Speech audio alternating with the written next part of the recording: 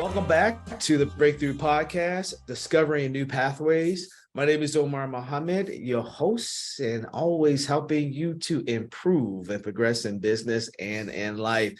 Over there, we have my co-host, Leon Robinson IV. Hey, Leon, welcome back. Hey, what's up, Omar? Yeah, man, welcome back. All right, good deal. So as always, we have a guest, but before we get to our guest, we'll let you know that the Breakthrough Podcast is brought to you by the Minority Business Development Agency out of Washington, D.C., and tell you about some of the activities that we have at Morgan State University for those who are formerly incarcerated and now are entrepreneurs. So, of course, we have this wonderful podcast here.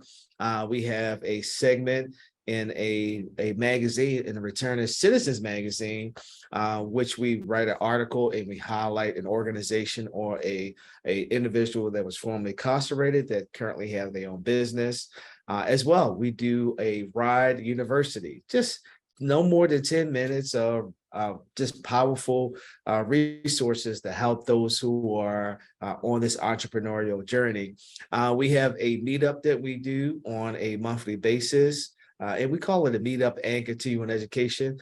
So this past meetup, we had a tax person come in and talk about taxes for your business. We have an annual event. And this year we're doing a specialized training in which we have we're teaching individuals about the rehab construction industry. So really excited about that opportunity as well. So without further ado, you can find out about all of this at edacmorgan.com. That's EDAC Morgan.com. And we're also on Instagram at Ride Small Biz. So without further ado, we want to welcome to the Breakthrough Podcast, Shawn Frank. Hey, Shawn, welcome to the Breakthrough Podcast. Welcome. Thank you. How you doing, Omar? Leon, how's it? Pleasure to be here. I'm glad that you guys invited me. Got a lot to say. Thank you. I know you do. So hold up before you jump in. Let's set the stage first. Before you jump into your business, excuse me, we always ask individuals, when they come on, how long have you been home? And after returning home, what were your plans? I've been home. My journey has been unique because it came in parts. I was home. I actually came home from incarceration after 12 and a half years. And that was my second incarceration. Prior to that, I did a 10-year incarceration bid. And when I say these incarcerations, meaning day for day of my life was taken away from me. Yes, due to my own, choice making. No one else's fault. I want to be clear on that. My choices led for me to be incarcerated. And as a result of that, it's twofold. It allowed me to gain an insight of myself, of my inner strengths. I really never knew what my talent. Some people knew they were rappers. Some people knew they were sports people. I didn't know what my purpose was. I knew I was good at commanding people, leading people. I knew I was a good orator. I knew I was a good articulate of speech. I knew I had those things. Charismatic people were drawn to me. And that awakening came while I was incarcerated because I asked myself, what can I do? What am I good for? And when you don't have a worthiness, then after you're lost. So I had to find my worthiness. To answer your question in short, I came home in 2018 and I was working. I had my parole transferred to Atlanta. My family's down there. We're New Yorkers, Trinidadian / New Yorkers. And I allowed myself, I really realized that I didn't heal fully when I got out. Externally, I looked normal, dressed normal, looked successful, looked everything, got married. But I still had internal damages from being incarcerated for that length of time. And I was at work and the guy, I want to be clear, he did nothing wrong. I handle a situation with a prison mentality out in society. And for anyone that's listening that has been incarcerated, I want to caution them.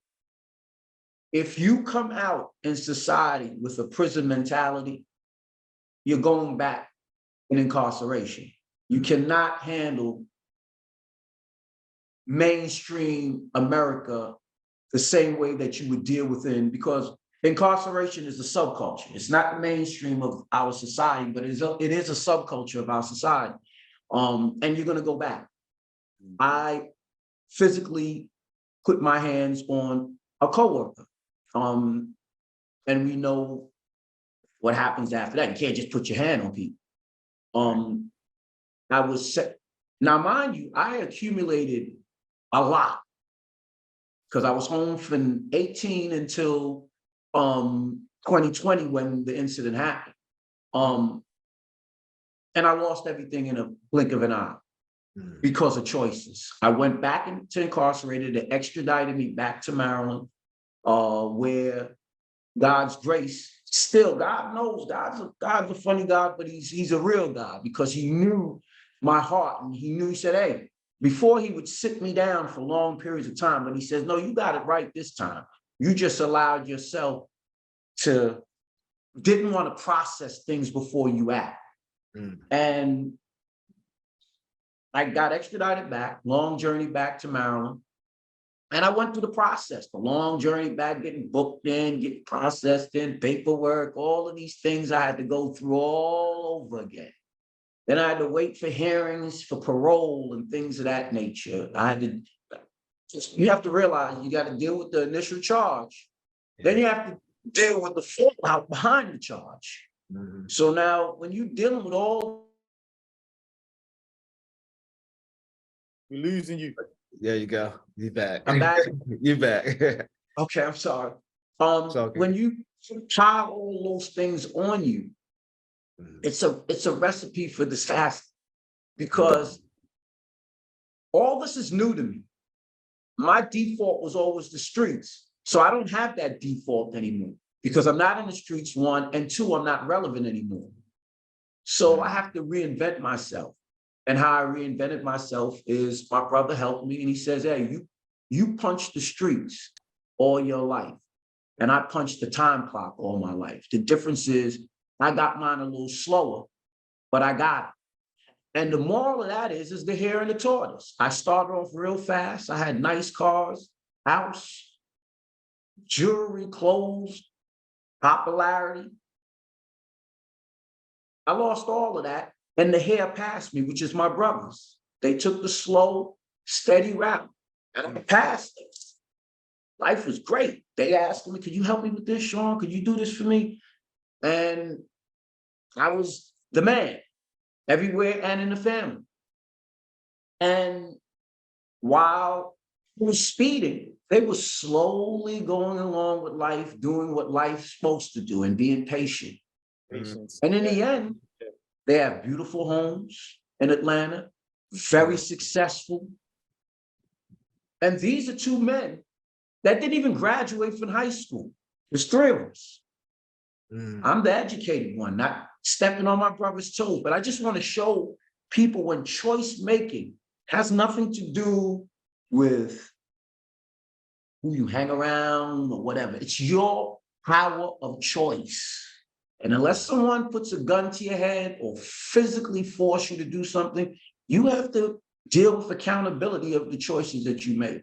I've been home now for little over a year. I came home from the fallout. I was allotted. God showed me favor and put it in the hearts of the people that, because I was really supposed to go away for another probably about 6-7 years. Well, the parole guy says, wait a minute, I'm not going to do that. This is something petty. This is not what he's used to. And I was just astonished. I was like, what? And he sat me down for a year. I came home. And I've been home for 14 months now. And I might add, you lose things too when you make poor decisions. In that year that I was home, my mother had congenital heart failure and she passed away, that I was incarcerated. So because of the choice making that I have to live now that I wasn't at my mother's side. I wasn't at my mother's funeral. Once again, I failed the people that I love because of decision making. And you'll hear that word from me over and over again, decision making. And I made a decision, and the fallout was my mom passed, and I mourn every day that I wasn't there. So life is a series of journeys. I've been home 14 months. I had AFRINDI came into fruition in 2006. I got it trademarked and registered. It's a clothesline. I got it trademarked and registered while I was incarcerated in 2012. I put it on the shelf because it's really not, I was working in the library, the prison library, and I did this much. I did my business plan. I did every resource that I could use for my limited powers of incarceration. And I chose the information hub, which is the library, intentionally, because I knew once I got to the library, I would have, and remember I said I'm charismatic, I know how to talk to people. And instead of using for manipulation to further commit crimes in prison, I just asked the librarian to do little favors, give me a little information, and she would, as far as hard numbers, hard facts that I couldn't, because I didn't have access to internet, and she would do these things because she's seen that I was legitimate in my cause. And once a person see that you're really serious and they believe in what you're doing, they will step out and they will help. I came home in 14 months. I came home and I've been home for 14 months. Decision making. I want to say this again. And I'm going to go into the company. Decision making. I was working for a company called Ann Sachs. And I was making good money. I don't want to go into the numbers, but I was making money that I normally didn't make with no formal training and college background. So I was like, God showed mercy again. And I didn't get it right again. I didn't put my hands on anybody. And I felt like I was in the right. There was an exec and she talked to me very out of the way. And I responded back to her in kind. Again, she didn't appreciate that. She's an exec. How dare you? First, one, you're a lower level than me. How do you even respond to me like this? And I told her that I respect you and I deserve the same degree of respect. In short, a witch hunt was done. And she went on and my boss was on vacation and she was there filling in and she had her way. I made the choice and allowed myself to be put in a trick bag. They did an investigation and they terminated on the 18th of December. Again, choice, decision making. So now I'm down here in the city, nice place that I relocated. And again, familiar story like I did in Georgia, rebuilt, got myself back up on track again because I'm a go-getter. And then I tore it down. The only thing is that I'm still here. God is still showing favor because job opportunities been filing in. And I know something, I don't worry anymore. I let God lead me. I don't worry like I used to get frantic and get desperate. And when a person is desperate, they're capable of doing anything. So I allow myself to be more spiritual in tune. I tap back into my spirituality base that my parents instilled in me. Well, my mother, I should say. And I sit every day with a comedy with no job and bills, notices coming in and bills, because I know at the end of the day, I know me one and I know my God. Now to go into AFRINDI. Right. So I was in Georgia. Okay. Shawn, you go in that. So let's set the stage. So you had all these. No, it's all good. You had all of these. New. It's all good, bro. He had all these challenges that really led up to now your business. So why? First of all, tell us what AFRINDI means, to you? Why did you come up with that name? And then talk about your business from there. Okay, AFRINDI, what it means to me is I've always been a fashionable dude. I was known for always highlighting with a lot of different fashions in New York in the 80s era of the club era. And that era, we didn't wear jeans and boots, New Yorkers. We wore silk shirts, Bill Blass, suits, gabardines, valleys, Clarks. And we went to the clubs suited up like men. And I was always noted as a very fashionable person. So I said, wait a minute, I got, more than something. As I matured at mind, when I started thinking about business and asking myself what I wanted to do, I still wasn't all the way mature, but it was in segments. At that time in 06, that's when the birth of AFRINDI was born in my mind. And I said, man, I should get into clothes. I know about fashion, put some stuff together. So I didn't know what to do. I didn't know how or which way, who to go, who to go see, who to talk. I knew nothing about legal business. And I had no connections to any legal people, such as yourself, that maybe has companies or have former execs that could guide me and counsel me. I have some of my friends or counterparts that were in the game with me. They were fortunate enough to have parents that were in execs or in corporate America, and they were able to use their money and they guided them on how to do so with their money. I didn't have that luxury. I had immigrant parents that didn't really have an understanding of that dynamics of business, just working people. So I squandered money. So now when I said AFRINDI, I said, I'm going to go on, how do I start this? What am I going to do? So AFRINDI was on the shelf for 06. And then 18, I brought it, I reemerged with it again, and I try to do limited things, trying to bring it in, like set up the infrastructure and all that.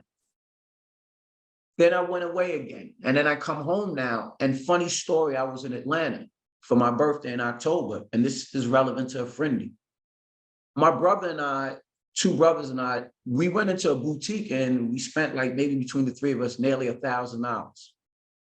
And when we got out, we went in the car and he says, by the way, my brother is a business owner, my younger brother. He owns Long Island Ink. He owns 8 tattoo shops. I talked to him about this too. I'm gonna try to see if I can go on and if, that he'll agree to get on here and you could possibly give him an invite. And his story is amazing because I'll do mine. Like he's opened up the 8th one in April in Villa Rica, Georgia.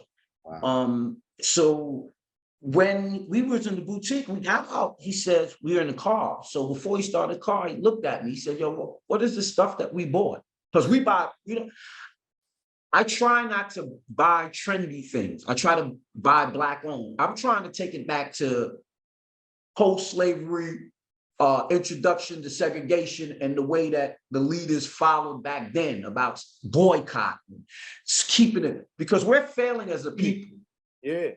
And so I said, listen, let's go to this boutique. I don't want to go to Lenox Square Mall. I want to find, so we went Black owned. We don't know this guy. I spent $100 for a t-shirt. I spent $150 for a sweatshirt. Don't know this man from anywhere. And all he did was vinyl press on a t-shirt. And all he did was went on and put a little embroidery on a sweatshirt and silk screen on it. And there you go, voila. And got a boutique. Very profitable business. Absolutely. Exactly. So I said, so my brother, again, my mind wasn't even on AFRINDI. My mind was on getting a job and I was working already, working and stacking my money and building myself. So he said, yo, Shawn, he was like, yo, you could do the same thing. You bought that. We didn't even know this guy. No one knows this man. And we just went in there and spent a rack. Yeah. So he says, yo, why you don't do the same thing? So I said, how? He says, man, yo, all you got to do is just find out what the t-shirt said. I'm going to tell you what the equipment cost. For Christmas, he bought all my equipment. The heat press, the laptop that I'm on right now, everything that I needed to operate. Then he forwarded me all the information as far as like setting up the infrastructure, as far as like advertising. Now I'm in the process after I spoke to I was on the show on Tuesday. Was it Tuesday? Yep, Charmaine, yep. Charmaine. I was on Yeah, on that show, on that group talk Okay. discussion and chat. And they were very informative and they helped me put some pieces together now to do the legal infrastructure of the company. So this is things is actually being, the company is not in actuality, but it's actual because I'm at the helm, you know, and I'm making sure that I'm doing everything to push it forward. And God is a funny God, like I said, but he's a God that knows what's needed for you when you need it. And even though I lost this job, I was able to do more, spend more of my time like doing this. Absolutely, and we appreciate it. You know, and sometimes, you know, as entrepreneurs, you know, there's going to be some challenges, and sometimes you just gotta, you know, take a step away. You know, I've known entrepreneurs who say, you know what, I'm gonna step away from this. Let me go work a job so that I get my health in order, you know, get the business in order. And, you know, this pandemic, nobody could predict this, you know, so it impacted a whole lot of business. And, you know, what you're doing, you're finding the resources to get it done. I love the fact that you went to the library. You know, the library was that focal point for you to get your, you know, some people that we work with that are not formerly incarcerated individuals don't even know what a business plan is. I mean, they just hop in business and sometimes they hop out of business. So I commend you with, you know, the work that you've done. Yeah. I forgot that too, being that you said that, I was supposed to send Charmaine, I don't know if it was Charmaine, but I don't know, she told me where to send it, but I didn't know where to send it. I actually forgot. You can me. The business plan. So she said she was gonna, all right, I'll send it to you, email it to you, and then she said that I guess you'll look at it and give me your critique on it. It's a feedback. You know? Absolutely. Right. Yeah, that was all I wanted to add into that. I forgot about that. That's okay, Brother we Frank, got I'm you. definitely extremely proud, man, of your persistence and your resilience through all of these challenges you faced and the trials and tribulations and how you persevered from a 12-year gap, because you said the original concept and idea started in 06 and then you hadn't brought it into actual manifestation until 18. So that's a 12-year gap. So most people would quit. Most people would give up. Most people would say, man, I'm not even going to even push this and pursue this no more. So I just applaud your courage and just your ability to just push through and just make sure that your dream came to reality. And timing is everything, man. You know, like you said. So I'm definitely proud of you. I do want to ask you a quick question about your support system, right? You just mentioned about your family who purchased the equipment for you to start the clothing line. Talk a little bit about and share with our guests how important having a support system is and having a team is. Support system is paramount because no one is an island by themselves, you know, because once you're gone, that's it. There's nothing else after you. That's right. But if you align yourself with people and you align with yourself with the people with the same vision and you walk a certain walk, remember, you asked about the support system. Remember, you have to have people that's patient and that sincerely love you. Patience is the first thing, and unconditionally love you. Yeah. And my parents, my brothers, they unconditionally love me. My parents are gone now, but my brothers unconditionally love me. Do they get upset with me? Of course they do. but they have patience because they know that I'm working and they know that I'm doing what I need to be done. Again, I didn't even go into that. God is so good. I told you he bought the equipment, but remember, my rent was due last month and I was out of work. He paid my bills for me last month. So that's the support system, especially when they know that you're doing everything within your power. Right. To do what's right. And if all he said, hey, listen, he said, bro, both of them told me, they said, man, listen, we always gonna rock with you. As long as you're doing what you're supposed to be doing. Yeah. Oh, now I'm gonna give you the flip side. My baby brother, when he feels like I'm deviating, that's the support system. That's where harsh admonishment and harsh love comes in. And people put you off on an island and they say, hey, I got to put you in timeout. Yeah. You ready to act like you got some sense, then you come on, we'll bring you back around here. But while you behaving and carrying on like that, you got to go to timeout. Period. So I have a great support system, beautiful family. I never really enjoyed my family because I was in the streets. And when I say this, and I'm not glorifying, I wasn't a pretender of the street game. I was the epitome of the streets. And without going into depth, I did things that I'm not proud of. I hurt people. I robbed our society. My sister passed away of AIDS in 1995 as a result of getting high off of crack. As my maturity level came, I realized that, no, I didn't put the pipe in her mouth, but somebody else like me did it. So I gotta be careful of what I say on this site, on this RIDE presentation for purposes of not being offensive or exclusive. But me, I have to say this. Yes. I love all people. Yeah.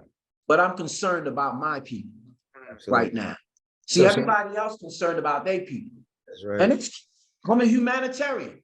But first, it says you can't change the conditions of yourself until you can't change the condition of others until you change the conditions of oneself first. So that's applicable to you as an individual. Us as a whole, we have to change the conditions of ourselves, the way we think. Business fall in suit with that. We have to believe in ourselves where we start creating our own wealth. Yeah. And Speaking we don't do that. I don't mean to cut you off, but what you just said was so profound in regards to your purpose now.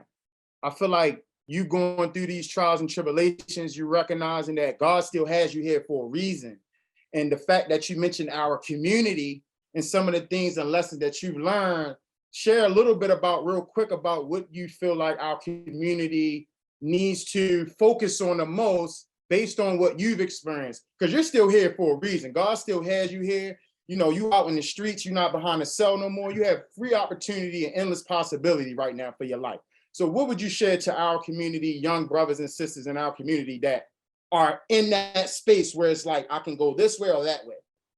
Right. And Shawn, as you do that, do that and then, wrap up with your contact information. Okay. I'm gonna do it in a short summation. You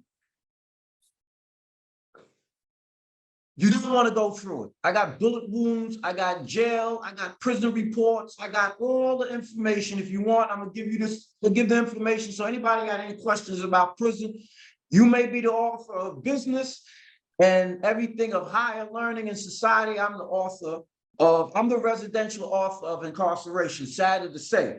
But the information that I have is valuable. Prison is no joke. Incarceration is no joke. I might add to it. Right now, I see a therapist. I'm in therapy because I know that I'm broken in areas in my life. For you young fellas that's out there, it's not worth it. Because when the lights go off and the party's over with, ain't nobody gonna be around. I could promise you that. It's going to only be the ones that love you unconditional. All those people that you were popping bottles and you was dripping with and you was doing all that with, they're not going to be around. All right. I promise you that. And for the last thing that I have for people in our society, I was part of a religious sect back in the 80s called the 5%ers. And in New York, we talked about it. Mathematics. What's the mathematics? I'm familiar. Math, yes. God, G Cipher Divine. You know, I'm true and living. I still hold true to some of the, because mathematics is science. But it says, one of the degrees says, save our babies. And the reason why it says save our babies, because our babies is the future.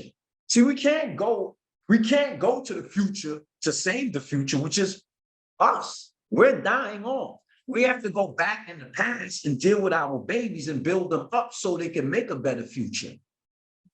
And last thing, we need to get back to the family dynamics. Yeah. There's no family dynamics. I grew up taking naps.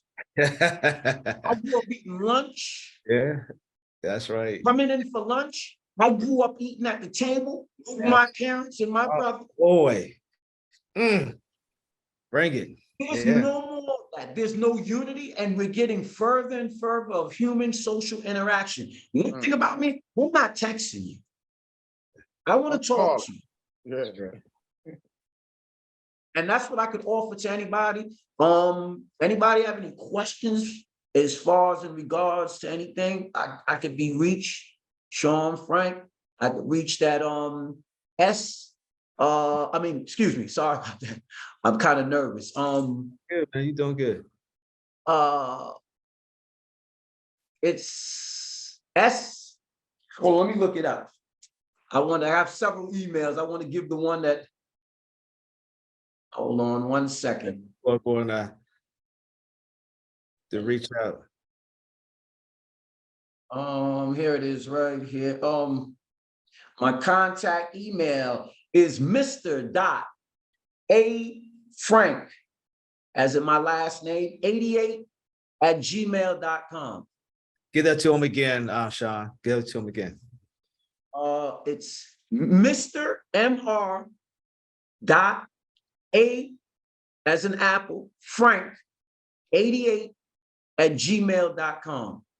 Got it. Good deal. Really appreciate you as always, and thank you for answering the call when I said, "Hey, we need to hear your story." So really, anytime, anywhere, anytime, anything dealing with our brothers and our sisters in our community, I'm there. I'm with it. Salute, bro. Yeah, tap in, man. Tap into the RIDE program, man. With so many. I am. I mean, all the way. Hey, show me the way. If somebody put the crumbs out there, I'm gonna pick them up. I'm gonna eat them as long as they're good crumbs. Absolutely, man. We're gonna definitely, connect with you. So thank you for coming on. And as always, Leon, thank you for being there as well. Leon, you have a great day, man. Good meeting you.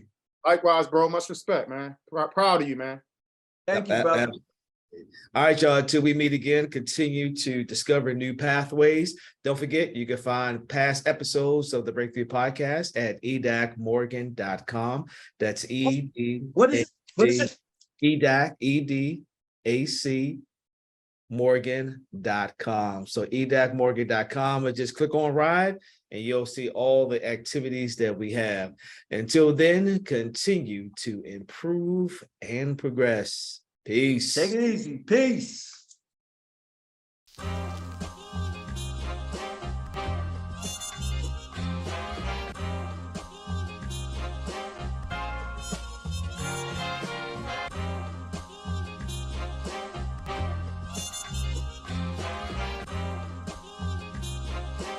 This is Mixla Production.